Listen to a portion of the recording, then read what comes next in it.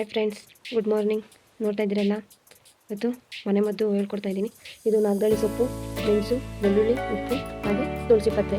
ಏನೇ ತೊಗೊಂಡಿದ್ದೀನಿ ಅಂತಂದರೆ, ಈಗಿರೋ ವಾತಾವರಣಕ್ಕೆ ಎಲ್ಲರಿಗೂ, ಮಕ್ಕಳಿಗೆ, ದೊಡ್ಡವರಿಗೆ ಜ್ವರ, ಕೆಮ್ಮು, ನೆಗಡಿ, ತಲೆನೋವು, ಕಫ ಇದೇ ಆಗಿದೆ. ಎಲ್ಲ ಕಣ್ಣು ಇದೇ ಆಗಿದೆ. ಸೊ ಅದಕ್ಕಾಗಿ ಮಕ್ಕಳಿಗಾಗಿ ದೊಡ್ಡವ್ರಿಗಾಗಿ ಮನೆ ಮದ್ದು ಇದು.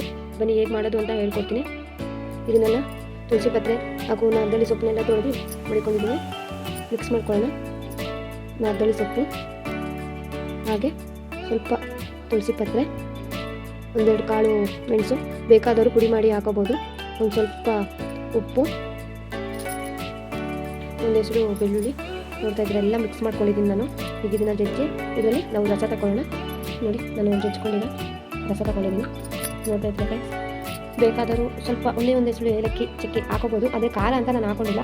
ಮೆಣಸನ್ನು ಹಾಕೊಂಡಿದ್ದು, ಮೆಣಸು ಸುಧಾ ಖಾರ. ಅದಕ್ಕಾಗಿ ಒಂದೇ ಒಂದು ಮೆಣಸು ಬೇಕಾದರೂ ಒಂದು ಸ್ವಲ್ಪ ಪುಡಿ ಮಾಡಿ ಅದನ್ನು ಹಾಕೋಬೋದು. ನಾನು ಯೂಸ್ ಮಾಡಿಲ್ಲ. ಚಿಕ್ಕ ಮಕ್ಕಳು ಕುಡಿಯೋದ್ರಿಂದ ಇದು ಇಷ್ಟು ಸಾಕು. ಯಾಕೆಂದರೆ ಚಕ್ಕೆ ಲವಂಗ ಎಲ್ಲ ಹಾಕೋದ್ರಿಂದ ಖಾರ ಆಗುತ್ತೆ. ಸೊ ಖಾರ ಆಗೋದು ಬೇಡ, ಇಷ್ಟ ಆದರೆ ಸಾಕು. ಬೆಳ್ಳುಳ್ಳಿ, ಮೆಣಸು ಇದೆಲ್ಲ ಶೀತ ಹೊಡಿತದೆ. ನೋಡಿ, ರಸ ತಗೊಂಡಿದ್ದೀನಿ. ಖಾಲಿ ಹೊಟ್ಟೆಗೆ ಮತ್ತು ಸಂಜೆ 2 ಟೈಮು ಖಾಲಿ ಹೊಟ್ಟೆ ಒಂದೊಂದು ಸ್ಪೂನ್ ಕುಡಿದ್ರೆ ಸಾಕು.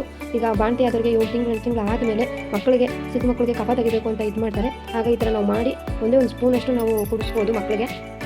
ಕಫನ ಆಗ ಕ್ಲಿಯರ್ ಆಗುತ್ತೆ. ಹಾಗೆ ದೊಡ್ಡವ್ರಿಗೆ ಇದೇ ಥರ ರೆಡಿ ಮಾಡಿಕೊಂಡು ಇದ್ರ ಜೊತೆಗೆ ಒಂದು ಎಷ್ಟಲಷ್ಟು ನಿಂಬೆಹಣ್ಣು ರಸ ಹಾಕ್ಕೊಂಡು ಅದನ್ನ ಹಿಂಡಿ ಅದಕ್ಕೆ ಈ ಥರ ಉಂಡೆ ಮಾಡಿ ನಾವು ಅದನ್ನು ದೊಡ್ಡವರು ಸುಧಾ ಸೇವನೆ ಮಾಡ್ಬೋದು.